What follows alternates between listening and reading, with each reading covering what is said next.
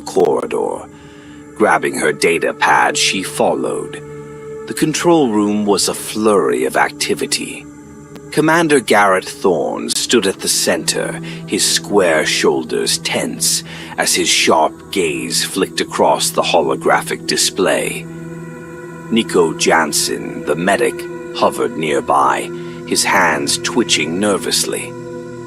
Alec Moreau sat at the communications console, his youthful face lit by the green glow of the readout. "What have we got?"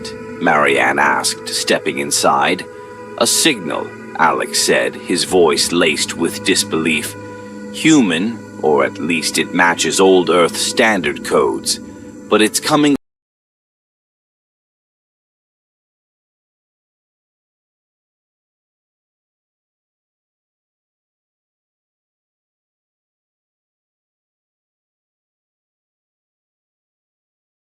five. Coordinates? She asked, leaning over Alec's shoulder. "Right in the middle of the canyon regions," he replied. "Strong signal. Consistent." Commander Thorne folded his arms. "The planet's been flagged as uninhabitable for decades. What the hell would humans be doing there?" "Terraforming attempt, maybe," Marianne suggested. "I've read reports of early colony failures in this sector. It wouldn't be the first time corporate negligence left people stranded." "Or worse," Thorne muttered. "Prepare for descent. We'll check it out. But no unnecessary risks. If this is a trap, I'm not losing anyone over it."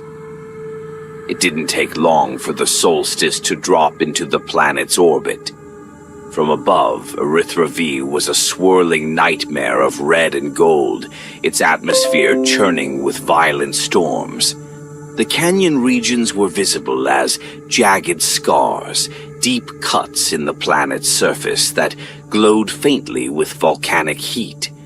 As they descended, turbulence rocked the ship. The atmosphere's density sent alarms blaring, but Alec worked quickly to stabilize their entry. Eventually, the shaking subsided, and they broke through the thick haze. The canyon below stretched for miles, a dark crevasse flanked by jagged cliffs. Near the center, nestled against the canyon wall, was something unnatural. Structures, human-made, clustered together in a haphazard layout. Lights glimmered faintly, proof of power and life. "That's a colony," Marianne said, her voice barely a whisper. "Landing site clear," Alec confirmed. "No signs of hostility." Thorne nodded. "All right. Nico, pack medical supplies. Holt, bring your analysis gear. Moreau, stay with the ship and monitor for any signs of trouble." The landing was smooth, though the oppressive heat and sulfuric smell hit them the moment they exited the airlock. The colony was eerily quiet as they approached on foot, the crunch of dust and debris under their boots the only sound. The buildings were rough but functional, made from reinforced steel and coated with what appeared to be a protective polymer. The first colonists emerged slowly, their silhouettes casting long shadows against the canyon walls. At first glance, they looked human, but as they drew closer, Marianne's unease grew. Their skin had a strange sheen, almost like glass under sunlight, and their eyes reflected the light unnaturally, glowing faintly in the dim air. Their movements were fluid, yet unnervingly precise, as if their muscles operated under different rules. "Welcome," said the figure at the forefront. He was tall and wiry, his voice calm but unsettlingly melodic. "You've come far." "We picked up your distress signal," Thorne said, his tone steady but cautious. "We're here to help." The man smiled, revealing teeth that seemed a little too sharp. How kind of you. Please follow us. There is much to discuss. The colonists led them through the settlement. The air was thick with the acrid tang of sulfur, and Marianne could feel her skin prickling from the faint radiation still lingering. Despite the colony's precarious location, everything seemed strangely orderly. Gardens of sickly-looking plants thrived in artificial greenhouses, and children played in the dusty streets, though their laughter sounded off, like it was echoing from somewhere deep inside. "You've been here a long time," Marianne observed. "Generations," the man replied. "We've adapted." The word sent a chill through her. "How?" "Our planet provides," he said simply. His smile widened, and for the first time, Marianne noticed the faint webbing between his fingers, the way his skin seemed to ripple unnaturally with each movement. She glanced at Thorn, who gave her a subtle nod to keep quiet. Inside the colony's main building, the air was cooler but carried an odd humidity. The walls were lined with charts and diagrams, some depicting human anatomy, others showing the planet's ecosystem in disturbing detail.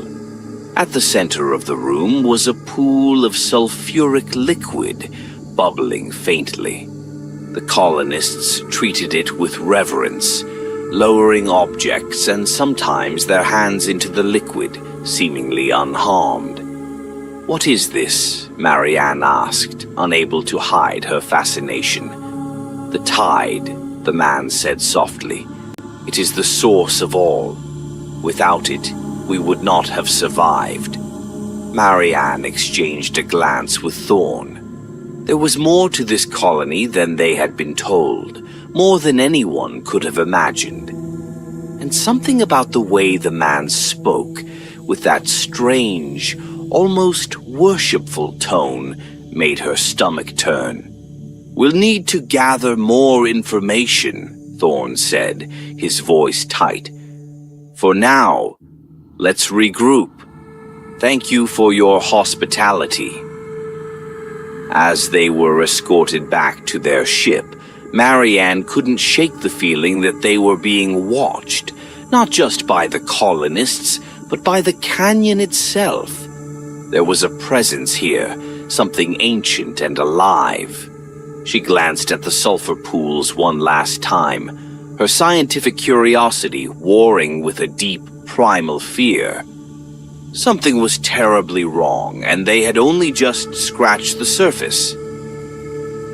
The colony's silence at night was suffocating.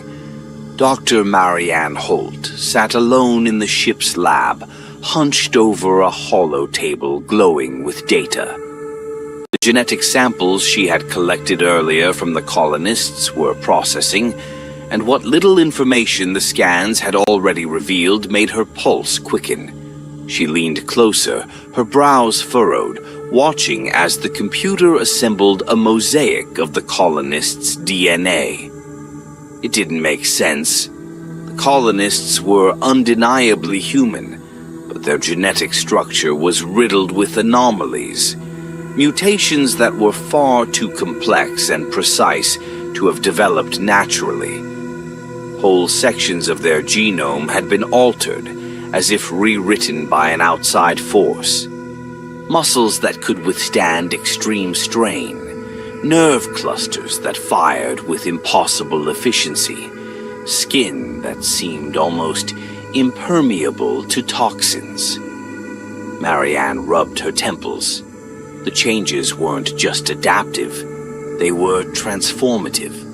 Something had accelerated their evolution far beyond human limits. She glanced at the chronometer. Commander Thorn was expecting a report in the morning, but the unsettling data gnawed at her. She couldn't wait. She stepped out of the lab and into the dim corridors of the solstice. The ship groaned faintly as it adjusted to the planet's shifting winds, the sounds of stress reverberating like whispers in the dark. As Marianne approached the control room, she spotted Alec Moreau at one of the observation ports, staring out at the colony below.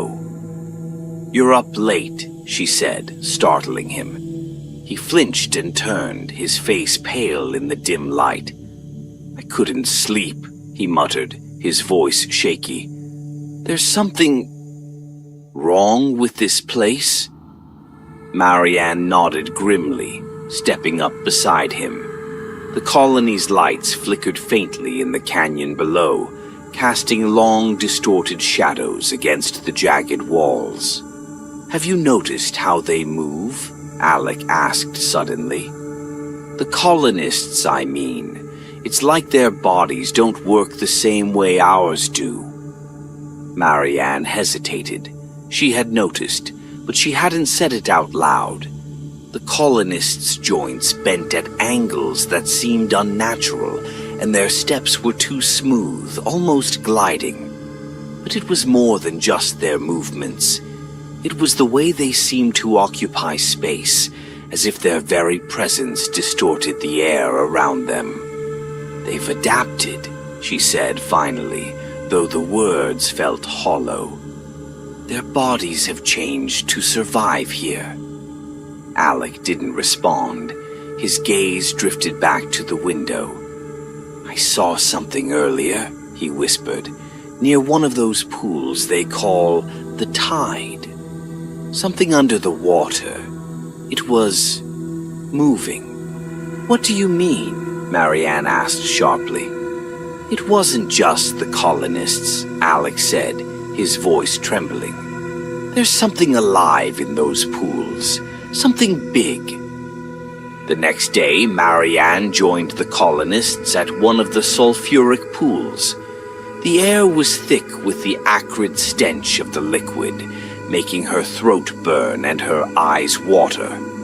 The colonists moved about the area with ease, seemingly unbothered by the noxious fumes.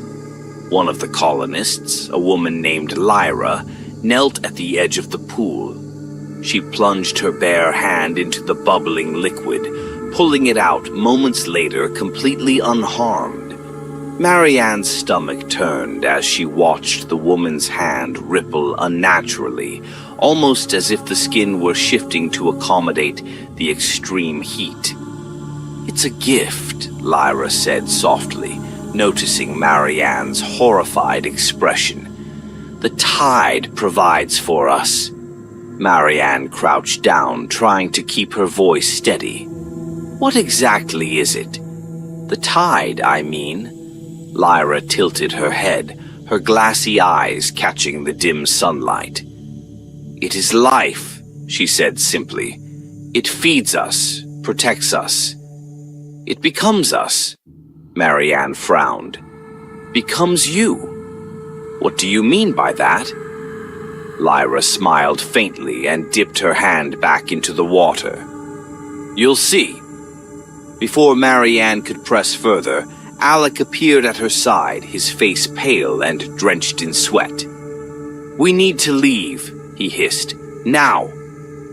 She stood, alarmed. "What's wrong?" "I saw it again," Alec said, his voice barely audible. "Under the pool. It's watching us." Back on the ship, Alec's condition began to deteriorate. He had been trembling uncontrollably since their return, his breathing shallow and erratic. Nico, the medic, examined him in the infirmary, but every test came back normal. Physically, Alec was fine. Better than fine, actually. His heart rate was stronger than ever, his reflexes quicker, his muscles firmer. But something wasn't right. Alec kept scratching at his arms, muttering about an itch he couldn't reach. When Marianne finally convinced him to let her take a look, she gasped. His skin was changing. It had become faintly translucent, revealing the network of veins and muscles beneath. "What's happening to me?" Alec whispered, his voice breaking. Marianne didn't have an answer. She didn't want to admit what she was starting to suspect. Alec was changing, just like the colonists. That night, unable to sleep, Marianne returned to the colony alone. She needed answers.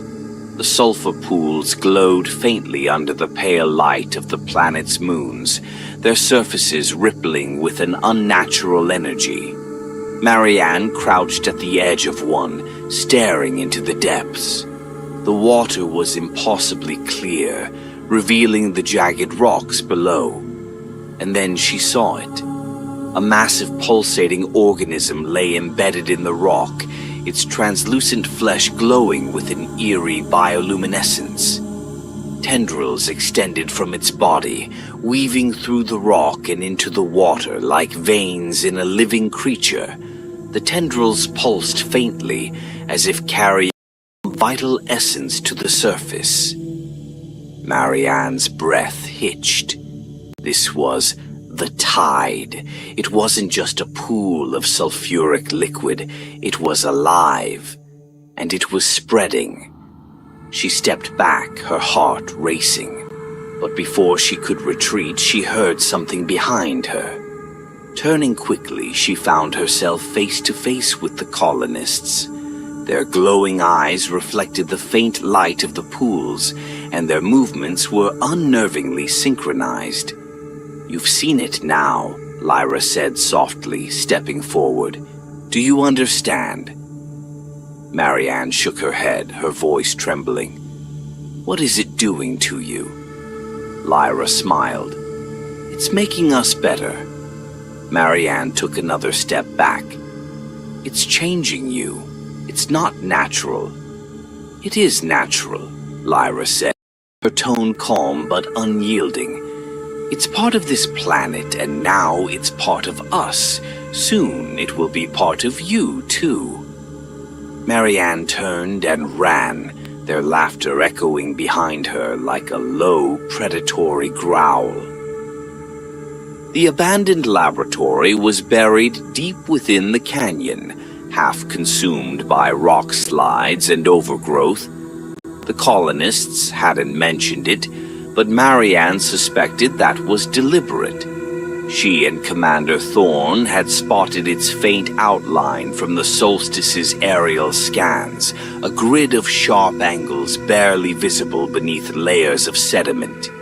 It had taken the better part of the day to reach it, their path winding through narrow fissures and treacherous terrain. By the time they arrived, Marianne's nerves were already frayed. "This place gives me the creeps," Thorne muttered, shining his flashlight across the jagged entrance. The steel doors were warped and bent outward, as though something inside had forced its way out. Marianne tried to keep her voice steady. "It's definitely corporate, pre-fall design, maybe late 22nd century. Look at the insignia." She pointed to the faint remains of a logo etched into the metal, its edges worn and corroded. The letters beneath were barely legible, but Marianne could make out fragments. "Biotech Division." "Figures," Thorne said grimly. "This planet wasn't marked as inhabited for no reason. Someone tried something here and wanted to keep it off the books." Inside, the air was stifling, heavy with the scent of decay and rust.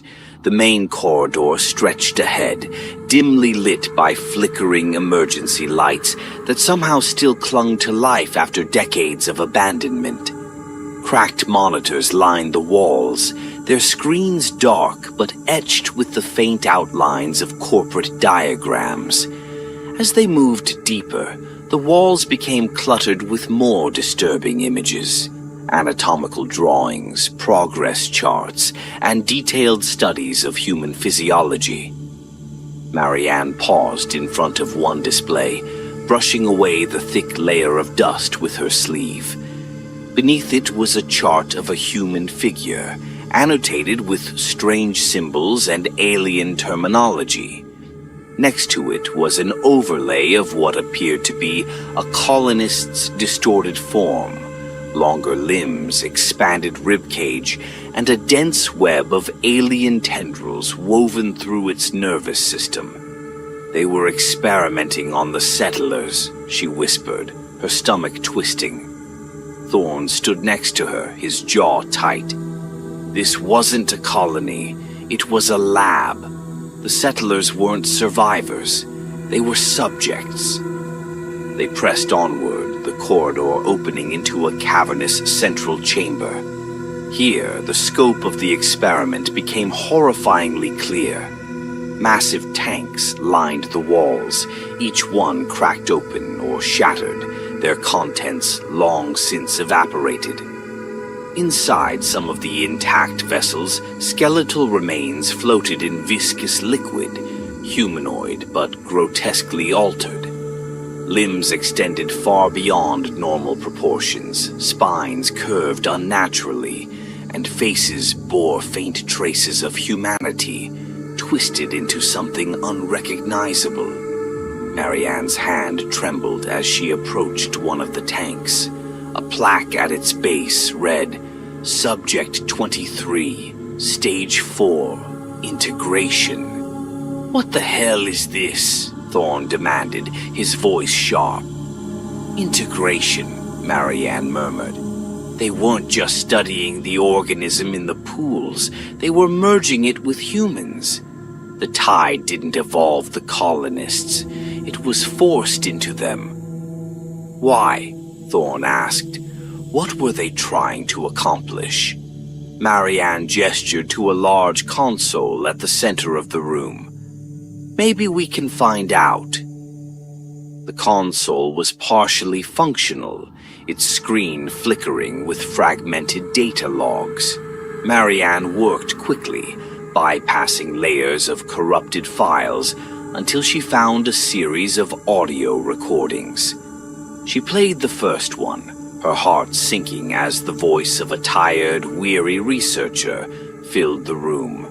Project Erythra, Day 147. The organism discovered in the sulfur pools, designated tide strain, continues to exhibit remarkable properties. It bonds to human tissue with unprecedented efficiency, rewiring the host's nervous system to enhance strength, reflexes, and durability. Initial results are promising. The board believes this could be the breakthrough we've been searching for, a way to create humans capable of surviving extreme environments. Marianne's stomach churned as the next recording played. Day 312. Integration success rates are increasing. Subjects are adapting faster than expected, but there are complications. The organism's influence is extending beyond the physical. Subjects report auditory hallucinations and feelings of euphoria when exposed to the pools. Some have begun to worship the organism as a deity. Behavioral shifts are becoming concerning. The final recording was nearly inaudible, the researcher's voice cracking with fear. Day 469. The organism is no longer responding to containment measures. Subjects have achieved full symbiosis and are rejecting external authority. They've declared the colony theirs and severed all communication with corporate oversight. The recording cut off abruptly. Marianne stepped back from the console, her breath shallow. The implications were staggering.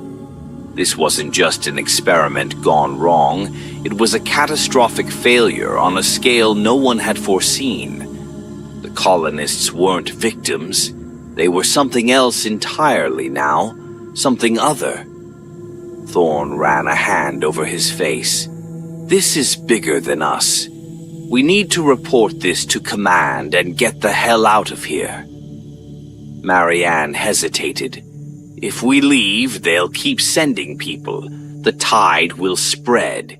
You saw the data. It's not just adapting them, it's assimilating them. It's using them. Then we blow this place to hell before we go, Thorne said. If this thing gets off planet, there's no telling what it'll do. Before Marianne could respond, a faint sound echoed through the chamber. A low, wet slithering, like something moving through liquid. Thorne raised his weapon, his eyes scanning the shadows. "Did you hear that?" he asked. Marianne nodded, her pulse quickening. The sound grew louder, accompanied by the faint glow of bioluminescent tendrils creeping along the walls. They pulsed rhythmically, like a heartbeat, and the air grew thicker, heavier. "Move!" Thorne ordered, grabbing Marianne's arm. They turned toward the exit, but the tendrils were spreading faster, coiling around the walls and floor, blocking their path. From the far end of the chamber, something massive began to emerge, a pulsating mass of translucent flesh, its surface shifting and writhing as though it were alive. The tide had found them. Marianne froze, her mind racing. It wasn't just in the pools, it was everywhere, embedded in the very structure of the colony. And now it was awake. Thorne fired a volley of shots into the mass, but it was like shooting into water. The organism absorbed the bullets without slowing, its tendrils stretching toward them with horrifying precision. "Run!" he shouted, dragging Marianne toward a side corridor. The two of them sprinted through the labyrinthine halls, the creature's presence closing in around them. Marianne's lungs burned, and her legs felt leaden. But fear drove her forward.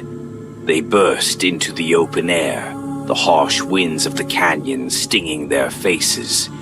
Thorne sealed the lab entrance behind them, planting an explosive charge on the doorframe. "Keep moving!" he yelled, pressing the detonator as they ran. The blast roared behind them, and for a moment, the ground shook violently. But when Marianne glanced back, her heart sank. The bioluminescent glow still pulsed faintly beneath the rubble. The tide wasn't gone. It couldn't be destroyed that easily. And now it knew they were here. The lights on the solstice flickered as the ship groaned under the strain of the planet's brutal atmosphere. Dr. Marianne Holt braced herself against the console, sweat dripping down her temple. The faint, bioluminescent glow of the tide had begun to creep along the canyon walls, its pulsing tendrils spreading toward the colony and the ship. It was alive. It was hungry. And it was coming. "We don't have time!" Commander Thorne's voice snapped her out of her thoughts. He was already strapping himself into the pilot's seat, his face drawn and pale. "We either leave now or we don't leave at all." Marianne hesitated, her chest tightening. They had returned to the ship barely minutes earlier, breathless and shaken, their minds reeling from the horrors they had uncovered. Alec Moreau was gone, claimed by the organism. Nico Jansen was in the medical bay, unconscious and barely clinging to life, his skin translucent, the alien tendrils beneath pulsing in rhythm with the tide's glow outside. "We can't leave him," Marianne said, her voice trembling. "Nico's still alive." "He's not alive," Thorne snapped, his hands flying over the controls. "Not for long. You've seen what it does, Holt. It's not just changing them, it's taking them. He's already part of it." Marianne's gaze flicked toward the medbay door, her throat tightening. Nico's face flashed in her mind, pale and drenched in sweat, whispering through cracked lips. It's inside me. I can feel it moving. I won't leave him, she shouted, her voice breaking. Thorn slammed a fist against the console. You want to die here? Fine. But if we stay any longer, we'll all be part of that thing. Is that what you want? Marianne clenched her fists, tears welling in her eyes. She knew he was right. The tide was already inside Neko, inside all of them to some degree. She could feel it, faint and insidious, in the back of her mind. A whisper, a pull, a promise. But the thought of leaving him behind twisted her stomach into knots. The ship lurched as Thorn powered up the engines, the thrusters roaring to life. Through the observation window, Marianne saw the first tendrils of the tide breach the canyon's edge, snaking toward the colony. They were faster now, more deliberate, their glowing forms writhing like predators closing in on their prey. The colonists were nowhere to be seen, likely submerged in the sulfur pools, giving themselves fully to the organism's embrace. Warning. External structural compromise imminent, the ship's AI announced, its calm monotone a cruel contrast to the chaos outside. Thorn's hands gripped the controls. We're punching out. Strap in or don't. It's your choice. Marianne's legs felt like lead as she moved toward the medbay. She didn't care what Thorn said. If there was even a sliver of Nico left, she couldn't abandon him. The medbay doors slid open with a soft hiss, and she froze. Nico was sitting upright on the gurney, his body illuminated by the pale glow of the bioluminescent veins spreading across his skin. His eyes met hers, and for a moment, she saw something human in them. Fear, pain, desperation. But then he smiled, and her blood ran cold. It's beautiful, Marianne, he whispered, his voice unnervingly calm. You'll see. You'll feel it. It's not just inside me anymore. It's inside all of us. She stepped back, her pulse hammering in her ears. Nico, we can help you. We can help me. His laugh was low and wet, bubbling up from somewhere deep within. You don't understand. It doesn't hurt anymore. It's not fighting me. It's showing me what we can become. As he spoke, his body began to shift. His limbs elongated, his spine arching unnaturally as the tendrils beneath his skin pushed outward, forming sharp, bone-like protrusions. His voice deepened, taking on an almost harmonic resonance, as if the tide itself was speaking through him. Marianne stumbled backward, tears streaming down her face. This isn't you, Nico. This isn't... It is me, he said, rising to his feet. His movements were slow, deliberate, predatory. It's all of us. Don't fight it, Marianne. Just let it in. The ship shuddered violently, jolting her back to reality. Thorn's voice crackled over the intercom. Halt. We're out of time. Either you're on board or you're staying with that thing. Make your choice. Marianne turned and bolted from the medbay, Nico's laughter echoing behind her. She could hear him following, his footsteps unnervingly silent but deliberate. She sprinted down the corridor, her lungs burning as the ship's thrusters roared louder. The air grew thick with the acrid stench of sulfur, and she realized with dawning horror that the tide was breaching the ship's hull. She reached the cockpit just as Thorn began the liftoff sequence.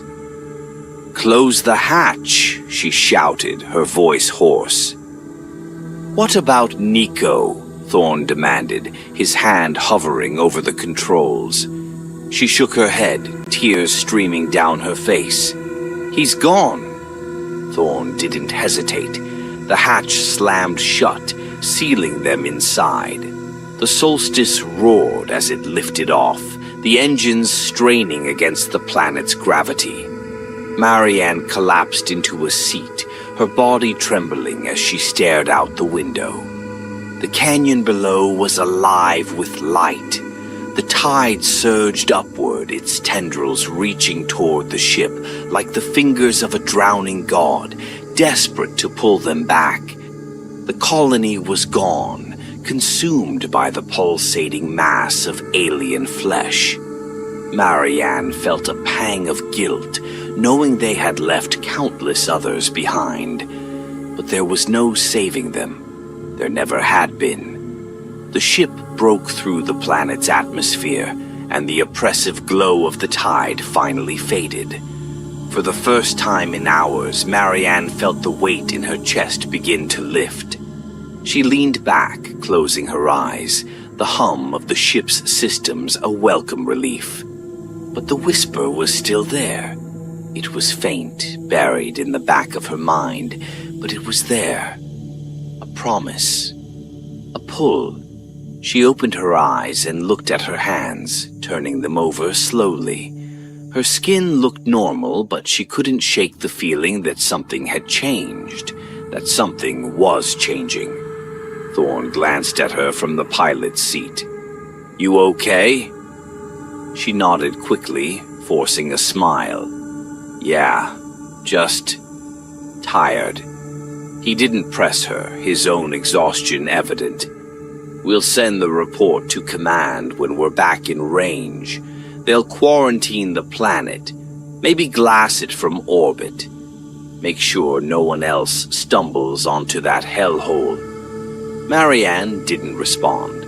She stared out the window at the stars, her mind racing. She wanted to believe him, that they could contain it, that the tide would stay trapped on Erythra Phi. But deep down she knew the truth. It was already spreading. Through her, through him, through anyone who had touched the planet. She closed her eyes, and in the silence of the ship she heard it again. The tide's voice, soft and melodic, like a lullaby whispered in the dark. "It's not over. It's never over." And this time she didn't fight the pull. The first thing Aaron felt was the cold, sharp, biting, and all-encompassing.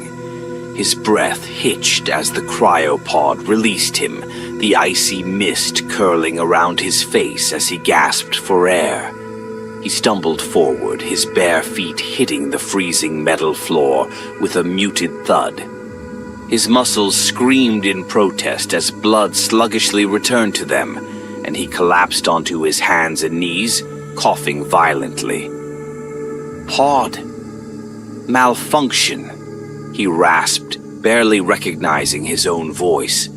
The cryo chamber was dimly lit, the sterile white glow of emergency lights struggling to pierce through the haze of frost. He blinked hard, trying to make sense of his surroundings. Around him, other pods stood silent and still, their surfaces frosted over and coated with rime.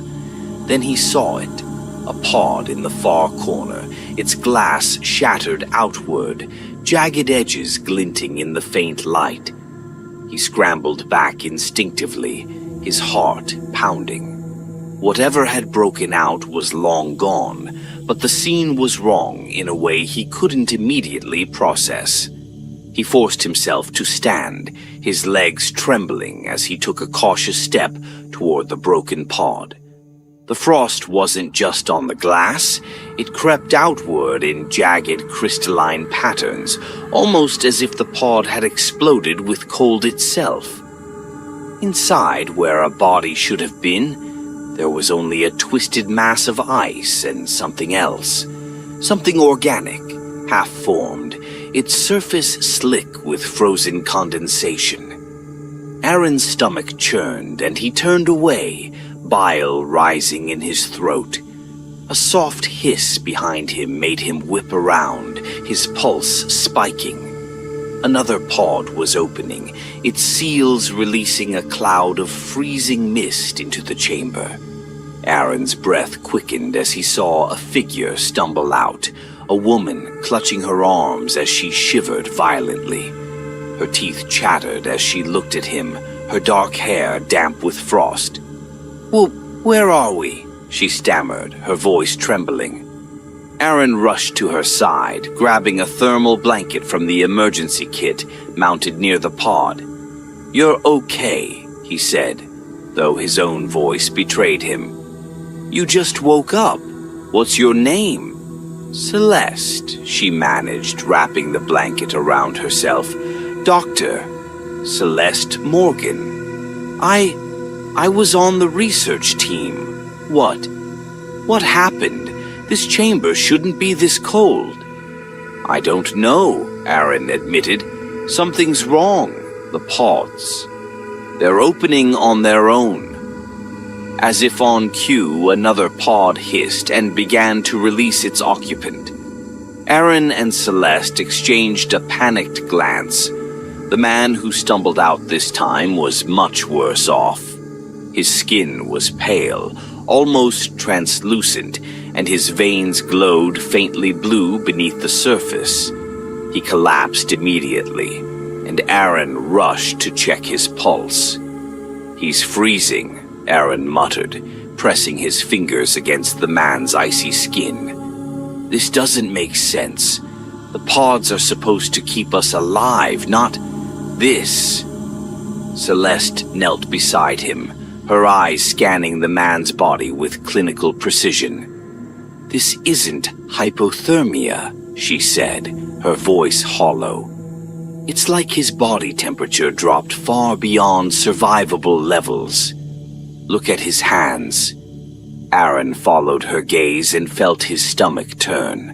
The man's fingers were stiff and clawed, the tips fused with frost that seemed to grow from within. It wasn't natural. It was as if the cold itself had invaded him, twisting his flesh into something else. The man suddenly convulsed, his body arching off the floor as a guttural scream tore from his throat. His eyes snapped open, but they were white, clouded over with frost. Before Aaron could react, the man's body went limp, a final exhale escaping his lips in a misty plume. Aaron scrambled back, his hands shaking. What the hell is happening here? Before Celeste could respond, the chamber lights flickered violently, plunging them into near darkness. A low groan reverberated through the walls, a sound that seemed to come from the ship itself. Aaron instinctively looked up, his breath fogging the air. "This isn't just a malfunction," Celeste said, her voice barely above a whisper. "There's something in the system, something alive." Aaron wanted to argue, to cling to some shred of logic, but the broken pod, the frost-covered corpse, and the unnatural cold told a story that logic couldn't explain. The ship had been drifting for decades, its systems untouched, but now something was stirring, and it was spreading. They moved cautiously toward the exit, Aaron leading with a flashlight he'd salvaged from the emergency kit. The beam cut through the haze of frost, illuminating the frozen corridor ahead. The floor was slick with ice, and strange crystalline patterns crept along the walls, almost organic in their design. "Where is everyone?" Celeste asked, her voice trembling. Aaron didn't answer. The silence was oppressive, broken only by the distant hum of the ship's engines. The Eudoxus was supposed to be carrying over 5,000 passengers, all in cryogenic stasis. But so far, they'd seen no one else. They turned a corner and stopped dead in their tracks. Another pod lay in the middle of the corridor, but it wasn't like the others. Its glass was intact, but the inside was smeared with blood, frozen in jagged streaks.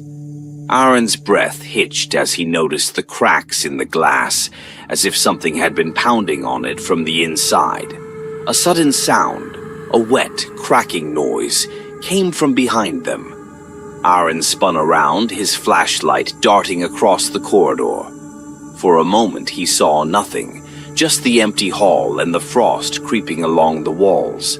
Then something moved, a shadow shifting just beyond the light. "Run!" Aaron said, grabbing Celeste's arm. "What? Run!"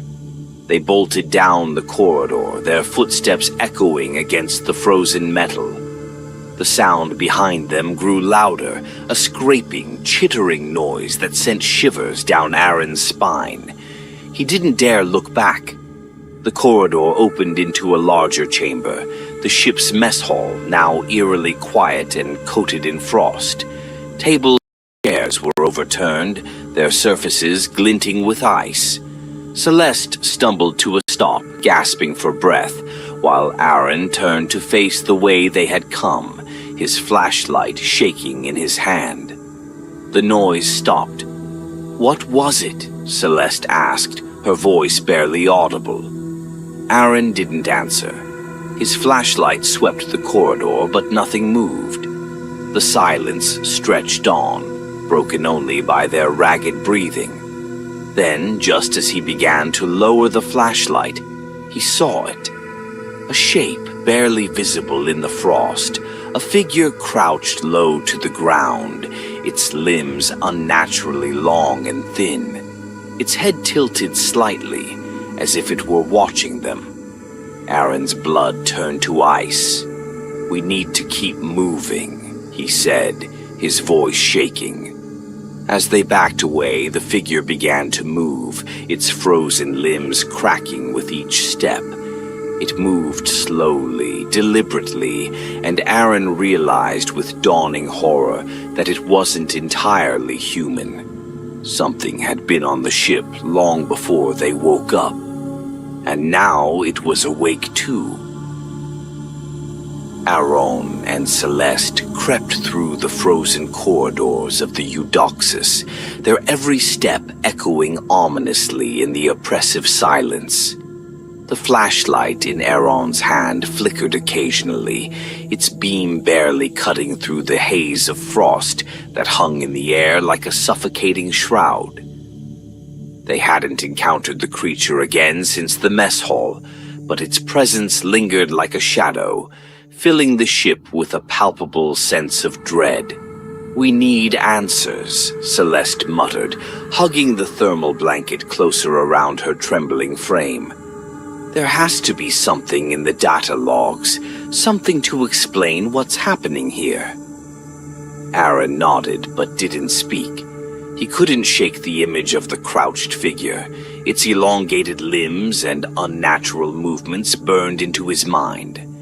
Whatever that thing was, it wasn't just some freak accident of the cryopod system.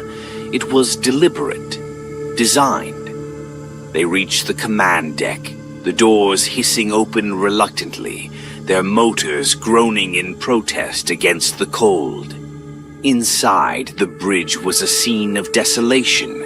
Frost coated every surface, monitors flickered weakly, and the captain's chair was tilted at an unnatural angle, the upholstery split and stiff with frozen blood. Celeste grimaced but didn't hesitate, moving to the nearest console. Aaron stood guard by the doorway, gripping a metal pipe he'd scavenged along the way. The temperature here was even lower, his breath forming thick clouds as he exhaled. The faint hum of the ship's engines was the only sound, but it offered little comfort. Every shadow seemed alive, every creak of the hull a potential warning. "I've got something," Celeste said, her voice taut with concentration. She'd pried open the console's casing, and was bypassing the frost-damaged circuits. The screen flared to life, lines of garbled text scrolling past before resolving into the ship's log. Aaron moved closer, his eyes scanning the entries. Most were routine maintenance reports or updates on cryo-system functionality, but one entry, dated roughly 50 years into the journey, stood out. It was marked as a priority incident report, flagged with red text. "Access it," Aaron urged. Celeste tapped the screen and an audio recording crackled to life, the voice of a panicked crew member filling the frigid air. "This is Dr. Mathers, Xenobiology Team Lead. We've encountered something. During the survey of the rogue planetary fragment, we detected microbial life. At first, we thought it was inert, frozen in the ice. But as we brought samples aboard, we realized it wasn't just microbial. It's..." The recording cut out briefly, static hissing before resuming. "It's parasitic, highly adaptive. It thrives in extreme cold, but it doesn't just survive. It integrates, rewrites. It's..." Another burst of static, then a strained whisper. "It's spreading. The samples are quarantined, but I don't think that will hold. If you're hearing this, don't wake anyone, don't..." The recording ended abruptly, leaving a suffocating silence in its wake. Celeste stared at the screen, her face pale. This wasn't just a cryogenic malfunction. They brought it aboard. They woke it up. Aaron's grip on the pipe tightened, his knuckles white. And now it's using the ship as... what? A breeding ground? Celeste nodded grimly. The cold isn't just its environment, it's how it controls. It's turning the ship into a habitat, freezing everything, everyone, and using the passengers as hosts. Aaron shivered, though not from the cold. Hosts for what? Celeste tapped into the ship's environmental logs, her fingers flying across the interface. The data that emerged was staggering. Temperature fluctuations, unexplained power reroutes, and a gradual but deliberate shift in the ship's life support systems. The cryopods were being opened systematically, and the survivors were being exposed to conditions ideal for the parasite's growth. "There's a central mass," Celeste said, her voice tight. "Look. Near the cryo core, the data shows massive energy consumption there, more than the rest of the ship combined. It must be..."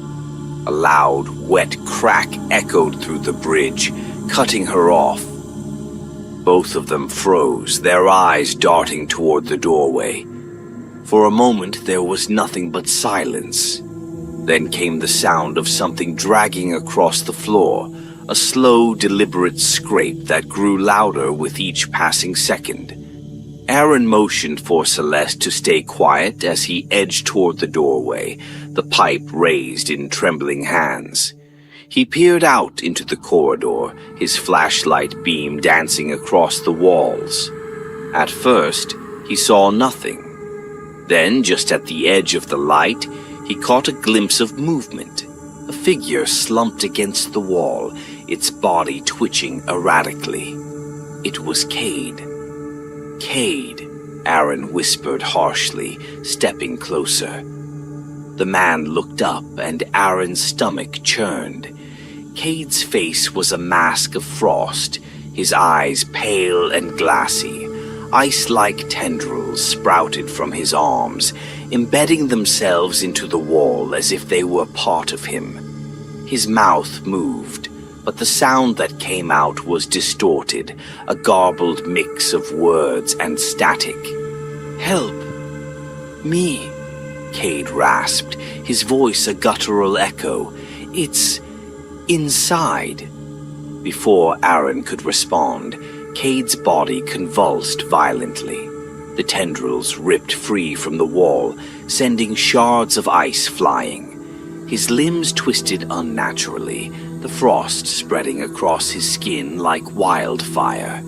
Then, with a final, horrific shriek, his chest burst open, revealing a mass of writhing, crystalline creatures. They scuttled out in a frenzy, their jagged forms reflecting the flashlight's beam like fractured glass. "Run!" Aaron shouted, grabbing Celeste's arm as the swarm surged toward them. They bolted down the corridor, the sound of chittering and cracking ice filling the air. The creatures moved unnaturally fast, their spindly legs clicking against the frozen floor.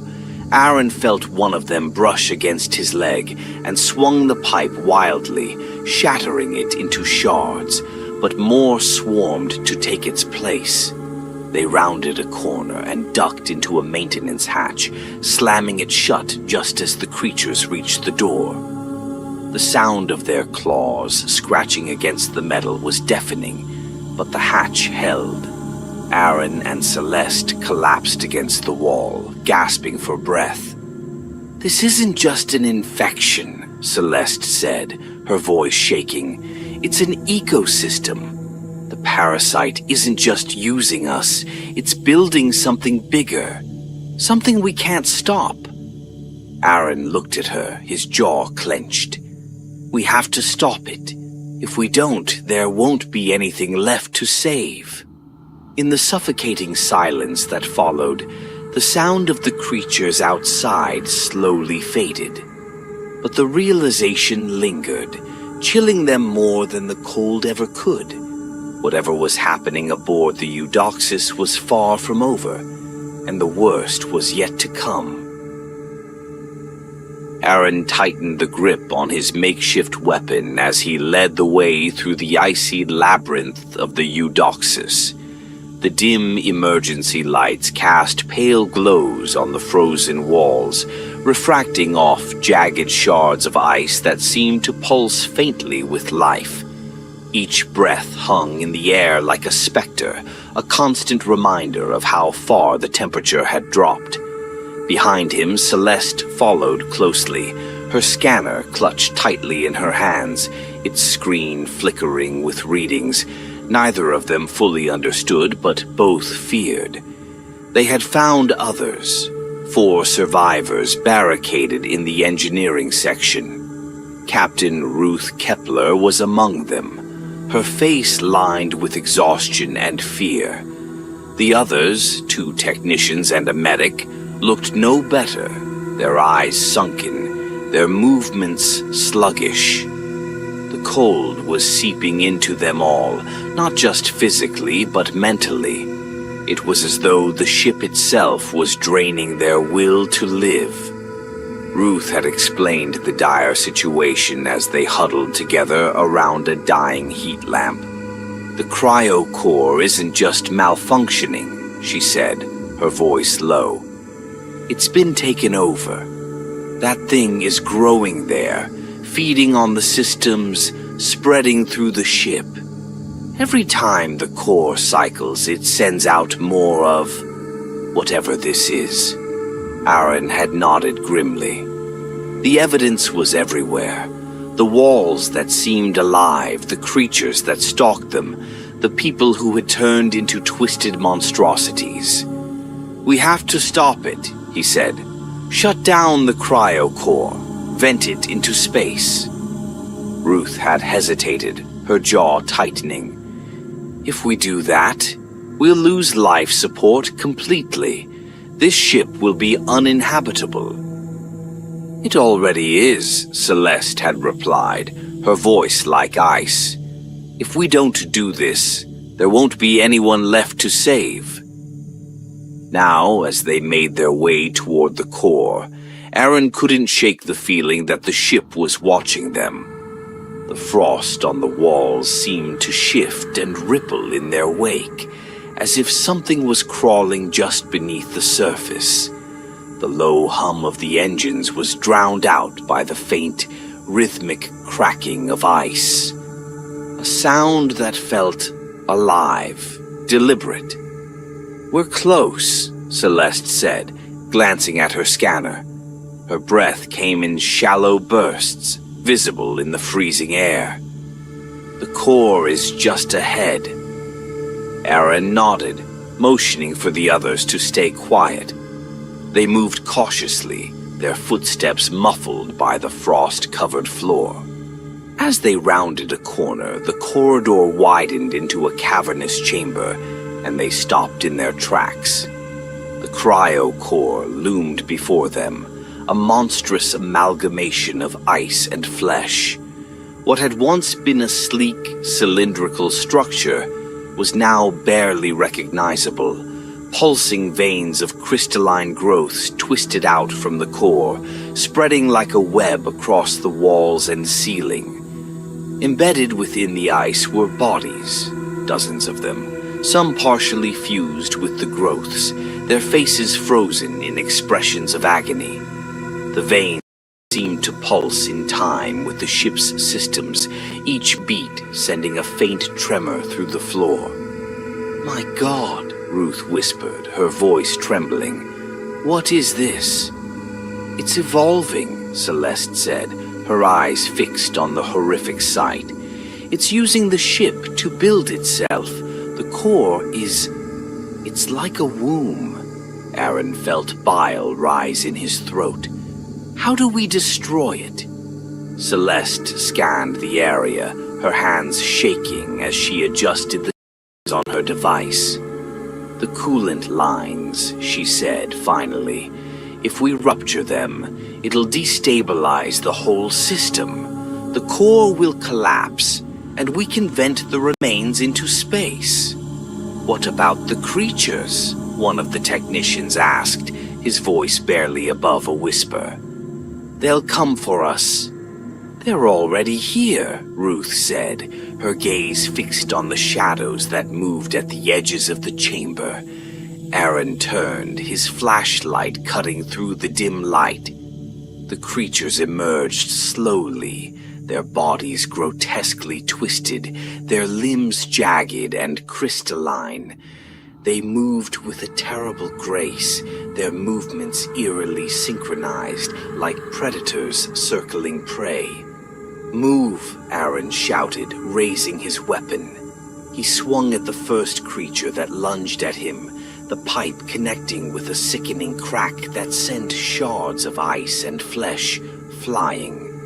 But for every creature that fell, more emerged, their numbers seemingly endless. "Get to the lines," Ruth yelled, firing her sidearm into the swarm. The shots echoed through the chamber, but the creatures barely faltered, their bodies absorbing the impacts like frozen statues. Celeste sprinted toward the coolant panel, her breath ragged as she worked to override the safety locks.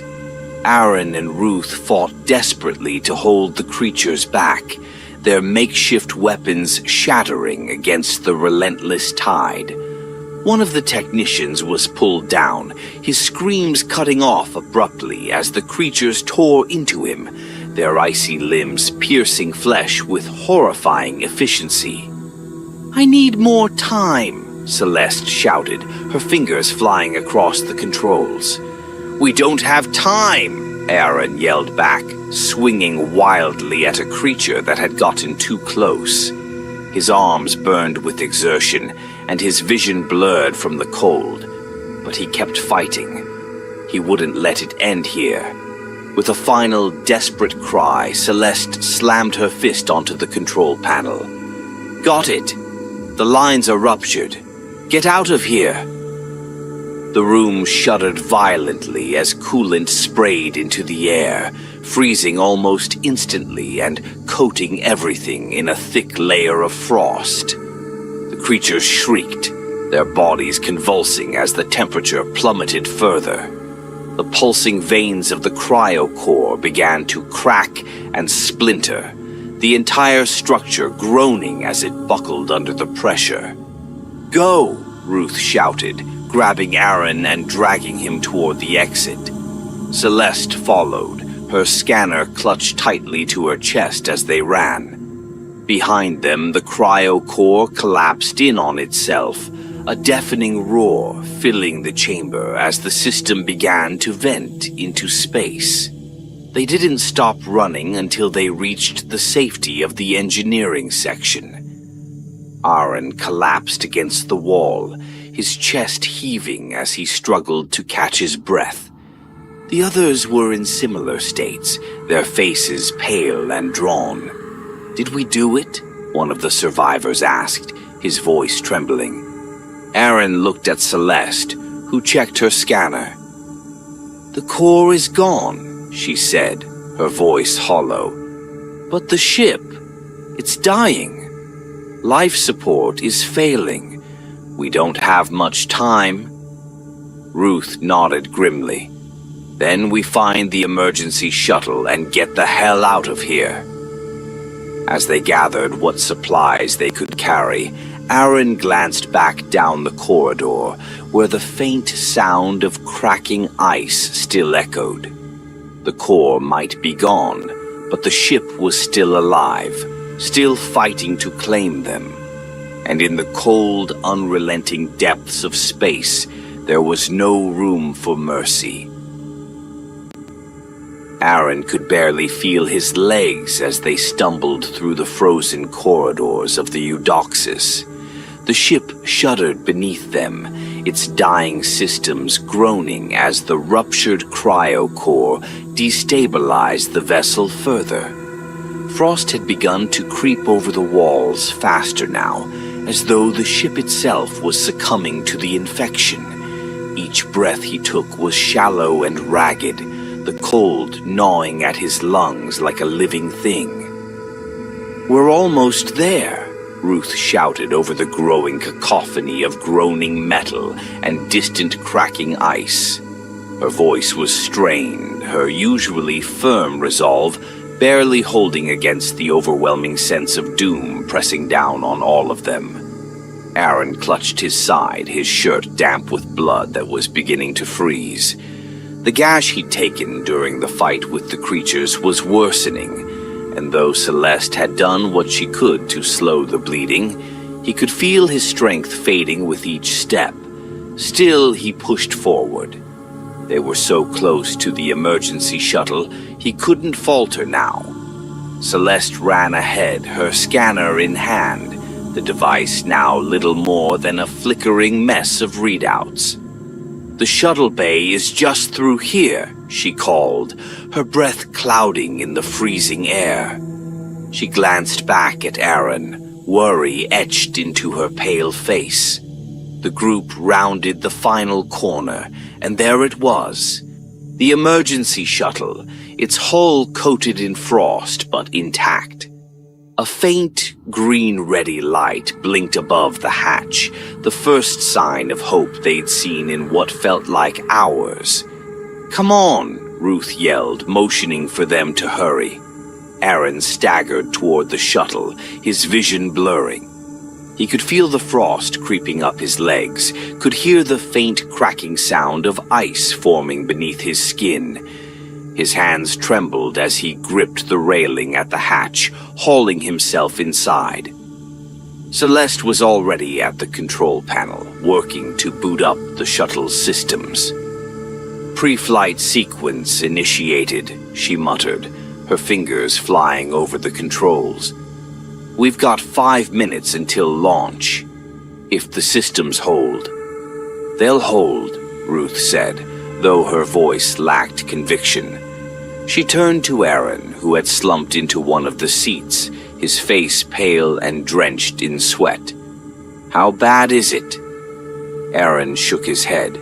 "Doesn't matter," he said, his voice barely above a whisper.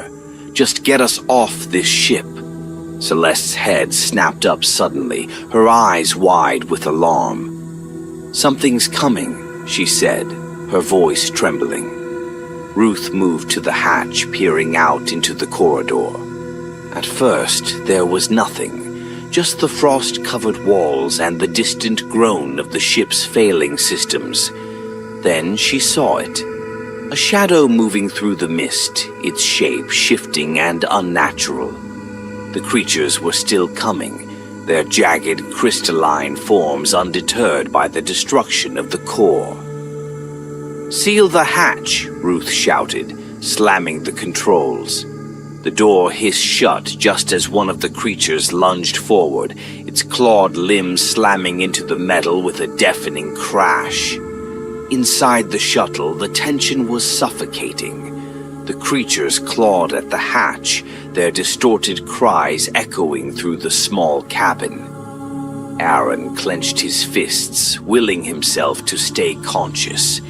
He could feel it now, the frost inside him, spreading like a disease. His breath came in short, shallow gasps, and his vision swam. "We're ready," Celeste announced, her voice cutting through the noise. She hit the final command, and the shuttle's engines roared to life. The sudden surge of power shook the cabin, and the creatures outside recoiled, their movements frantic as the shuttle began to lift off. The groaning metal of the Eudoxus grew louder, the ship shaking violently as the venting cryo-core tore through its systems. Aaron stared out the small viewport, watching as the frozen corridors he'd fought through disappeared beneath them. "We did it," Ruth said, slumping into a seat. Her relief was palpable, though her eyes betrayed the exhaustion and grief weighing on her. But Celeste wasn't celebrating. She was staring at Aaron, her face pale. "Aaron." He met her gaze, his lips trembling. He didn't need her to say it. He already knew. The frost spreading beneath his skin had reached his chest. His fingers were stiff, his breath coming out in short, misty bursts. "I'm not going to make it," he said quietly. "No," Celeste said, shaking her head. "We'll put you in stasis. There has to be a cure. Once we reach a station, they'll know what to do." Aaron smiled weakly. "Celeste, listen to me. You've got to keep going. This shuttle—" He coughed, blood flecking his lips. "It's clean. You and Ruth can make it. But I—" "Shut up," Celeste snapped, her voice cracking. Tears welled in her eyes, freezing almost immediately on her cheeks. "You're not giving up. Not after everything we've been through." The shuttle shook violently as it broke free from the ship's gravity. Aaron glanced out the viewport one last time. The Eudoxus was a crumbling, frozen husk, its form barely visible against the blackness of space. It would drift forever now, its horrors sealed away, or so they hoped. As his vision blurred further, Aaron felt Celeste's hand on his. He looked at her, her face filled with desperation and resolve. "You'll make it," she said, her voice trembling. "You hear me? You'll make it." Aaron didn't respond. His head slumped back, his breath slowing. Celeste leaned forward, checking his pulse. He was still alive, but barely. Without hesitation, she activated the stasis pod beside him, lowering him inside. The pod hissed shut, frost forming over its surface as Aaron's body was sealed away. Ruth placed a hand on Celeste's shoulder. "You did everything you could." Celeste nodded, though her expression was unreadable. She turned back to the controls, setting the shuttle on a course for the nearest station. Silence filled the cabin, broken only by the hum of the engines. As the shuttle drifted away, Celeste noticed something, faint, almost imperceptible. On the viewport, a small, frost-like pattern was forming. Her breath caught in her throat as she reached out, her fingers brushing against the glass. The pattern spread slowly, almost delicately, as if it were alive. Her chest tightened, dread washing over her. She didn't dare look back at Aaron's stasis pod. Instead, she gripped the controls tightly, her knuckles white. The shuttle's engines roared, carrying them into the endless void of space. But in the stillness of that frozen hell, one thought echoed in her mind. They hadn't escaped it.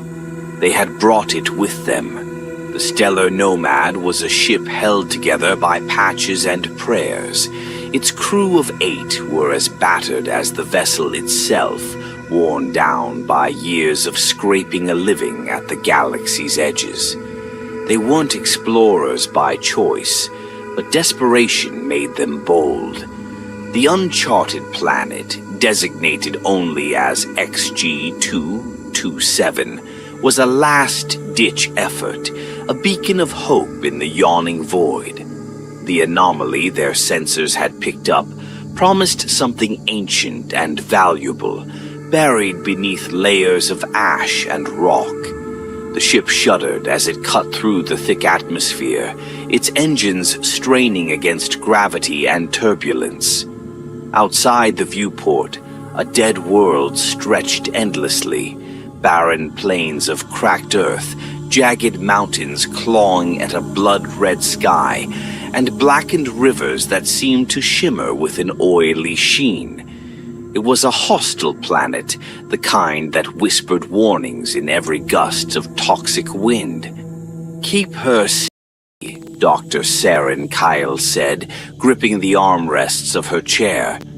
She was the expedition's leader, a woman whose sharp intellect was matched only by her ruthless ambition. She had bet everything on this trip, her reputation, her funding, even her own life. Failure wasn't an option. "Steady's a relative term," grunted Rayner, the pilot, as he wrestled with the controls. The ship rattled again, alarms blaring as the landing thrusters strained against the pull of the planet's gravity. The Stellar Nomad landed with a jarring thud, kicking up a cloud of ash that blanketed the viewport in gray. The crew exhaled in unison, relief short-lived as the silence of the planet enveloped them. No sounds of wind, no rustle of movement, just an eerie, oppressive stillness. The crew assembled at the airlock, each member clad in patched-up exosuits. Dr. Kyle gave them a final once-over. Rayner, the cocky pilot, Lena, the grizzled mechanic, Aiden, the linguist and historian, Harlow, the biologist with an obsession for alien life, and the 3 grunts hired for muscle, Dane, Marlowe, and Quinn. They were a mismatched crew, but for now they shared the same goal: survive the descent and uncover whatever the anomaly had to offer. The hatch opened, and they stepped into the ash-choked air.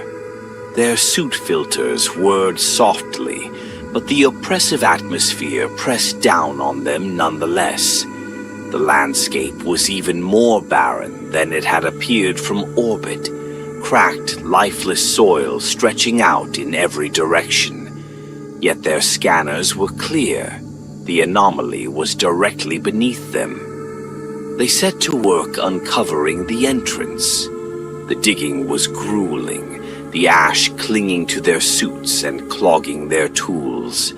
Hours passed before Lena's voice crackled over the comms, triumphant. "I've got something." The team gathered around her, staring at what she had uncovered, a massive stone disc etched with intricate patterns and symbols that seemed to glow faintly in the dim light. It was an entrance, unmistakably alien in origin. "It's a seal," Aiden murmured, running a gloved hand over the strange carvings. "And old, thousands of years at least, maybe more." Kyle's eyes gleamed with excitement. "Can you open it?" He hesitated, studying the symbols. "This isn't just decorative. It's a warning." Kale's expression hardened. "We didn't come all this way to turn back now. Open it." Reluctantly, Aiden worked on deciphering the mechanism. It took hours of trial and error, the crew growing restless as the oppressive silence of the planet gnawed at their nerves. Finally, with a deep groan, the stone disk began to shift, grinding open to reveal a dark, gaping tunnel. A faint pulse of light flickered within, drawing their eyes like moths to a flame. The descent was treacherous. The tunnel spiraled downward, its walls slick with an unidentifiable, bioluminescent substance that seemed to pulse in rhythm with their own heartbeats. The deeper they went, the stronger the feeling of being watched became. At last, they emerged into an immense cavern. The sight stole their breath. An ancient city sprawled before them, its black stone buildings reaching upward like jagged teeth. The architecture was alien, angular yet organic, with curves that defied logic. Symbols covered every surface, glowing faintly in hues of green and gold, casting an eerie light over the entire expanse. The air felt thick, heavy with an unseen force that pressed against their suits and weighed on their minds. This shouldn't exist," Aiden whispered, his voice tinged with awe and fear. Kale stepped forward, her gaze fixed on the city. "It does, and we're going to uncover its secrets." The team moved cautiously into the city, their footsteps echoing against the ancient stone. The symbols seemed to shift and ripple as they passed, though none could be sure if it was a trick of the light or something more sinister. The deeper they ventured, the stranger the city became. Shadows seemed to move in the corners of their vision, and the bioluminescent glow of the symbols grew stronger, casting unnatural patterns on their surroundings. The oppressive silence was broken only by the faint hum of their equipment and the occasional drip of unseen liquid. As they reached the city's center, they found it. A massive obelisk towering above the rest of the structures. Its surface was covered in the same glowing symbols, but these pulsed with a life of their own, their rhythm faster and more erratic than anywhere else in the city. "That's it," Kyle said, her voice low and reverent. "That's what's drawing the anomaly." As they approached, the sense of being watched became unbearable. Shadows seemed to coalesce around them, and a deep, guttural sound, half growl, half whisper, echoed through the cavern. Then, from the shadows, it stepped forward. The creature was unlike anything they had ever seen. Towering and impossibly grotesque, its translucent flesh revealed a network of veins and pulsating organs, each movement accompanied by a sickly wet sound. Its 6 glowing eyes bore into them, unblinking. The crew froze, terror rooting them in place. The creature's voice came not from its mouth, but from within their own minds, a low, resonant growl that reverberated through their skulls. "Leave," it said, its tone a mixture of command and warning. "You are not welcome here." Before anyone could respond, the creature melted back into the shadows, leaving only the oppressive silence in its wake. The crew stood in stunned silence, the weight of what they had just encountered pressing down on them. "What the hell was that?" Raynor finally breathed, his voice trembling. Kale's eyes never left the obelisk. "Our way forward," she said, determination hardening her voice. "We're not leaving. Not yet." The crew exchanged uneasy glances, the oppressive weight of the city seeming to grow heavier with every passing second. They didn't know it yet, but their nightmare had only just begun. The crew huddled near the base of the obelisk, their lights flickering as if the city itself rebelled against their intrusion. The oppressive air was heavier now, thick with an invisible pressure that pressed against their chests and made each breath feel like a labor. No one dared to speak at first, the memory of the creature still fresh in their minds.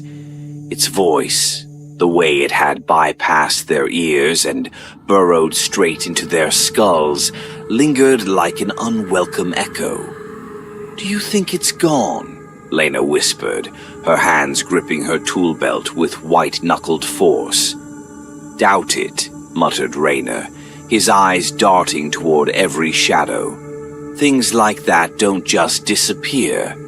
Dr. Kale stood apart from the group, her gaze fixed on the obelisk. Its glowing symbols seemed alive, shifting subtly as though in response to their presence. She had never seen anything like it, a technology so advanced it bordered on organic. It was intoxicating. "It's not a matter of whether it's gone," she said finally, her voice calm but steely. "It's a matter of understanding what it is and what it's guarding." "You heard it, Kale," Aiden said, his tone sharper than usual. "It said we aren't welcome. That thing didn't look like it was bluffing." "And it didn't kill us," Kale shot back, turning to face him. "Not yet. Which means we still have a chance to figure this out. Whatever's down here, it's important. We can't just walk away." "Maybe it's a trap," Rayner said. "It lets us wander around, get comfortable, then—" He mimed something gruesome with his hands, but the expression on his face made it clear he wasn't entirely joking. The debate was cut short by a sudden sound, a wet, dragging noise echoing from somewhere deep in the city. It was faint at first, but it grew louder, more insistent, until the crew could feel it vibrating through the stone beneath their feet. "Stay together," Kale ordered, her voice low. She activated her suit's tracking beacon, a pale blue light flickering on her wrist. One by one, the others followed suit, their heartbeats quickening as they waited for the source of the sound to reveal itself. It came from the darkness at the edge of the plaza, a shadow that seemed to peel itself from the walls and move with impossible fluidity. The creature emerged slowly, deliberately, as if to savor the tension in the air. It was larger than they had remembered, or perhaps the light cast by the obelisk played tricks on their minds. Its translucent skin glistened, veins pulsing with a faint greenish glow. Its limbs were long and angular, tipped with sharp, claw-like appendages. But it was its eyes that held them captive, 6 burning orbs set deep in its malformed face, each one fixed on a different member of the crew. "You remain," the creature said, its voice vibrating in their skulls once more. "Foolish." Kyle stepped forward, ignoring the frantic gestures of the others to pull her back. "We're not here to harm the city," she said, forcing her voice to remain steady. "We came to understand it." "Yes." The creature's reply was almost a whisper. "I was chosen to guard what remains, to ensure the plague does not escape this place." Its gaze swept over the crew, lingering on each of them. "And now you have disturbed the seal." "What seal?" Aiden demanded, stepping forward despite his trembling hands. The creature didn't answer immediately. Instead, it pointed one of its grotesque limbs at the obelisk. This city was a prison. The symbols, my creator's final work, bind the plague within. Your presence here has awakened it. Kyle's breath caught in her throat.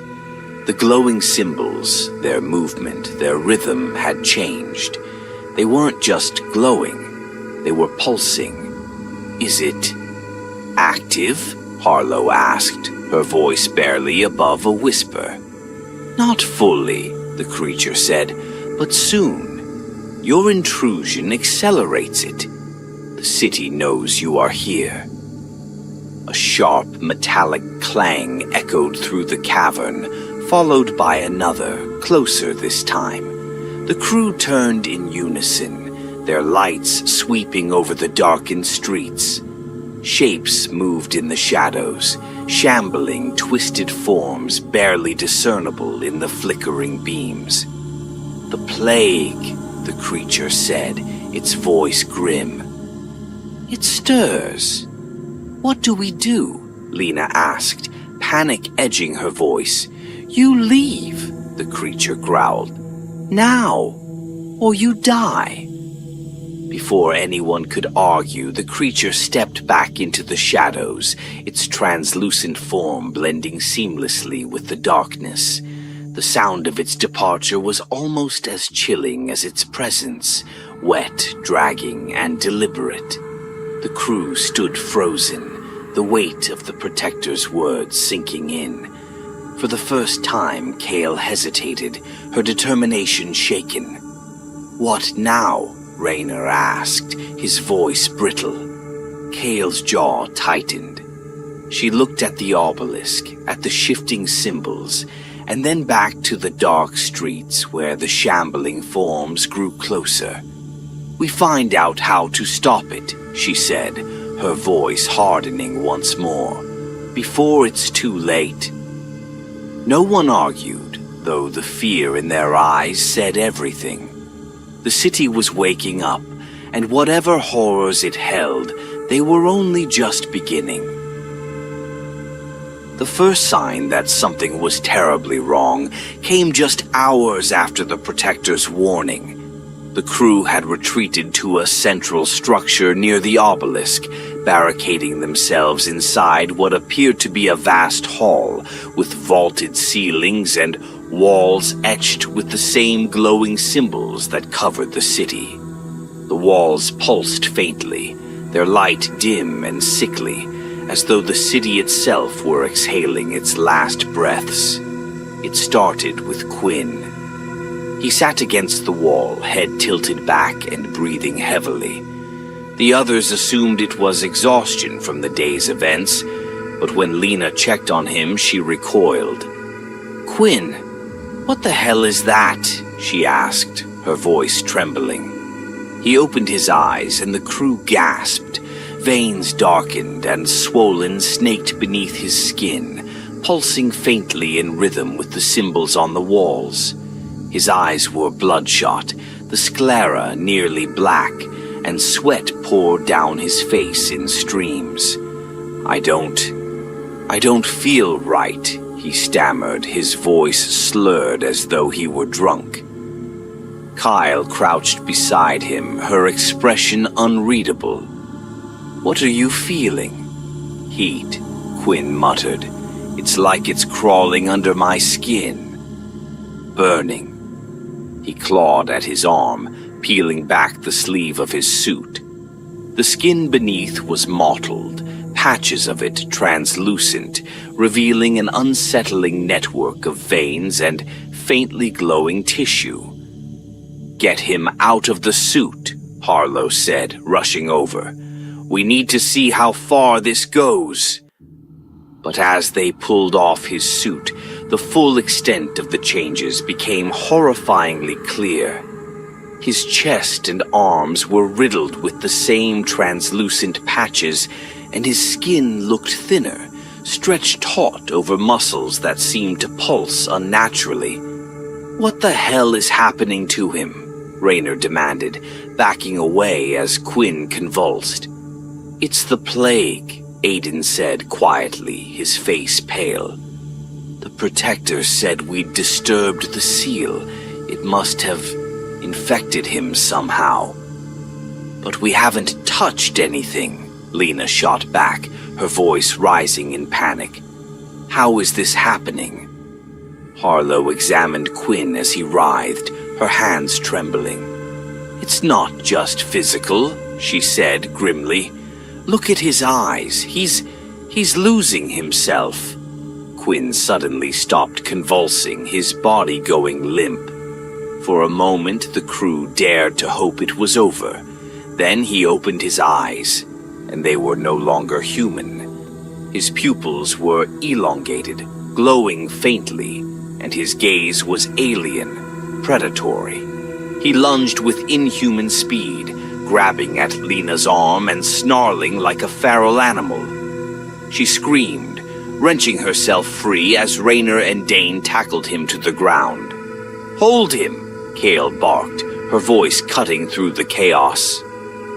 What are we supposed to do? Dane shouted, struggling to keep Quinn pinned. We can't save him, Aiden said, his voice cracking. He's not Quinn anymore. Kyle hesitated, torn between the desire to save her crew and the grim reality of the situation.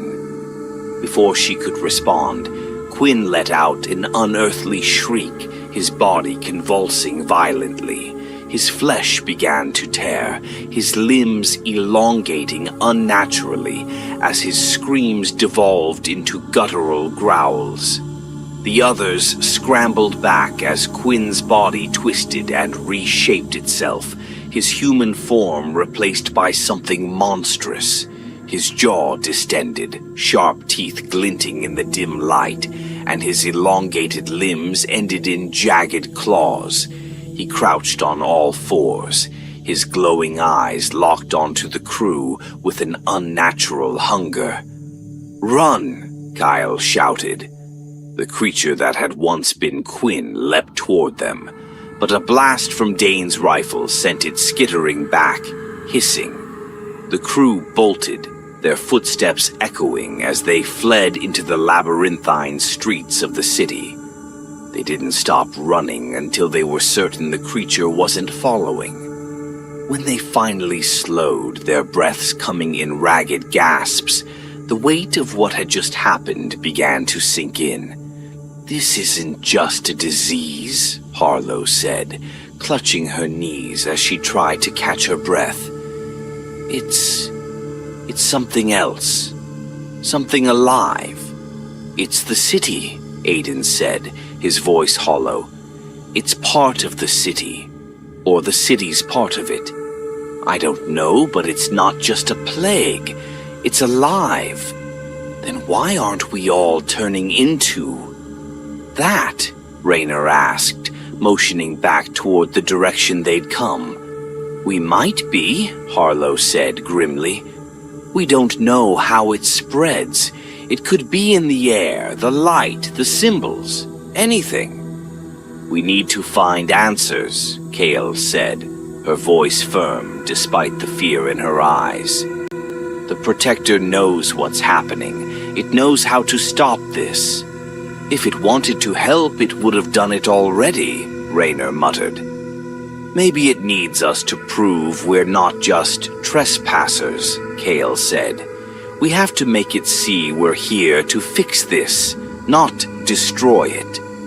The crew reluctantly followed her lead, though doubt and fear itself felt alive, humming with a low-frequency vibration that set their teeth on edge. They found more signs of the plague's aftermath, corpses twisted into grotesque shapes, their flesh fused with the black stone of the city. Some seemed frozen in agony, their mouths open in silent screams, while others were barely recognizable as once living beings. "It's like the city's absorbing them," Harlow said, her voice shaking. "They're part of it now," Aiden replied. "It's all connected." As they pressed on, they began to hear sounds in the distance, wet, dragging noises and guttural growls that echoed through the streets. The city was waking up, its long-dormant curse stirring to life.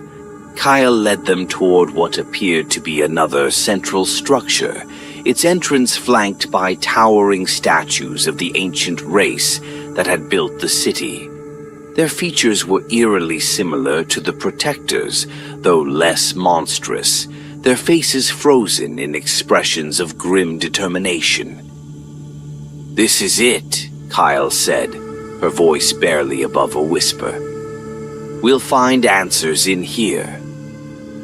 The others hesitated, glancing back toward the darkened streets where the sounds of pursuit grew louder. They were running out of time, and they all knew it. "Let's move," Kyle said, stepping inside. The others followed, their fear eclipsed by a desperate hope that whatever lay within might save them from the curse that had already begun to claim their lives. The heart of the city was a cathedral of despair. The crew stood at the threshold of a vast chamber, its ceiling lost in shadow, its walls rippling with the eerie glow of symbols that pulsed erratically, like the last desperate beats of a dying heart.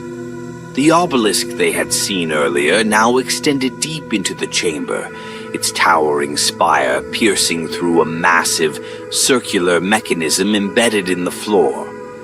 The mechanism itself was alive with light, a web of pulsating veins stretching out the floor and up the walls, converging in a grotesque mass of translucent tissue at the center. The air was suffocating. Every breath felt thick, laden with the electric hum of the plague that coursed through the city's veins. The sound of wet, dragging footsteps echoed faintly in the distance, growing louder. The shambling forms of those claimed by the plague were closing in, their guttural growls rising in a grotesque chorus. Kyle turned to the remaining crew, Raynor, Harlow, and Aiden. Each of them bore the marks of the city's curse. Raynor's hand trembled uncontrollably. The veins beneath his skin darkened and pulsating. Harlow's neck was streaked with translucent patches, her voice rasping as though something clawed at her throat. Aiden's eyes glowed faintly in the dim light, his pupils no longer entirely human. They were running out of time. "It's here," Kyle said, her voice hollow but determined. "The control mechanism, the core of the city." "And what exactly are we supposed to do with it?" Raynor snapped, his fear and frustration boiling over. "Sing it a lullaby, hold hands and hope it doesn't kill us." Kale ignored him, her eyes fixed on the grotesque mass at the center of the mechanism. "This is what the Protector was guarding," she said, stepping closer. "This thing is the source of the plague. It's alive, feeding on the city. If we shut it down, we shut all of it down." "And how do you plan to do that?" Harlow asked, her voice strained. "You heard the Protector. It said we couldn't understand this. It said—" A deep, resonant growl cut her off. The Protector emerged from the shadows, its grotesque form towering over them, its 6 eyes burning with a terrible light. The crew instinctively raised their weapons, but the creature didn't attack. Instead, it moved to the edge of the mechanism, its gaze fixed on Kyle. "You have come too far," it said, its voice reverberating through their skulls. "The city's curse is in you now. There is no escape." "We didn't come to escape," Kyle said, her voice steady despite the fear that coiled in her chest. "We came to end this, to stop the plague from spreading beyond this place." The Protector tilted its head, a grotesque mockery of curiosity. "You seek to destroy what you do not understand," typical of your kind. We don't have to understand it to know it's wrong, Kyle snapped. Your creators made a mistake. They unleashed something they couldn't control. We're here to fix it. The Protector was silent for a long moment, its 6 eyes flickering. Then it spoke, its voice heavier, filled with something that almost sounded like regret. To stop it, it said slowly, you must complete the purge. The mechanism will burn the city, consume the plague in fire. But it will take all within its reach, including you. Kyle felt the weight of the words settle on her shoulders. She had known, deep down, that there would be no walking away from this. Still, hearing it out loud was like a punch to the gut. There has to be another way, Aiden said, stepping forward. His voice cracked with desperation. We can't just die here. There is no other way, the Protector growled. The plague must not leave this place. Your kind is weak, fragile. It will devour you as it did my creators. You must end it now, or it will spread. Kyle stepped closer to the mechanism, her eyes scanning the pulsating mass at its center. She could see it now, the faint glimmer of something beneath the tissue. A console. The control mechanism. I'll do it, she said quietly. The others turned to her, their expressions a mix of shock and horror. You can't, Harlow said. Kale, I'm the only one who can, Kale interrupted. I got us into this. I pushed us to come here. If anyone's going to fix this, it has to be me.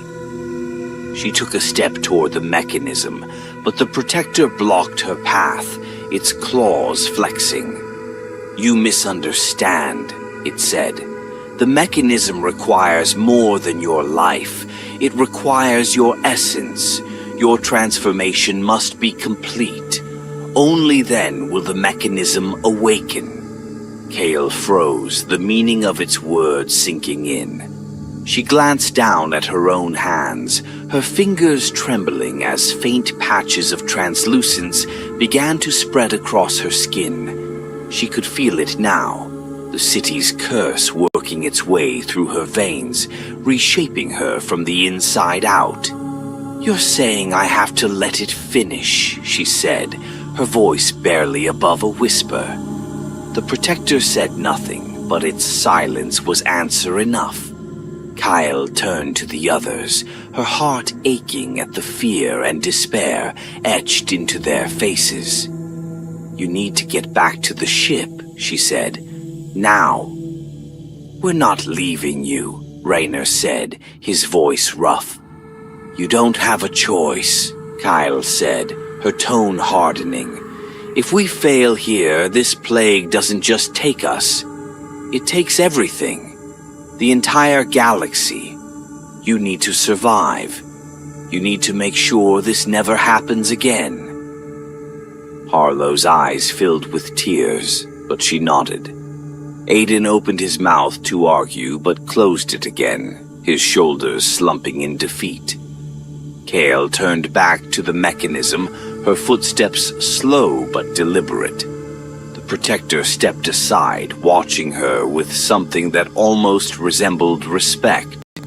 She reached the console, her fingers trembling as she placed her hands on its surface. The pulsating tissue beneath her skin began to glow brighter, matching the rhythm of the mechanism.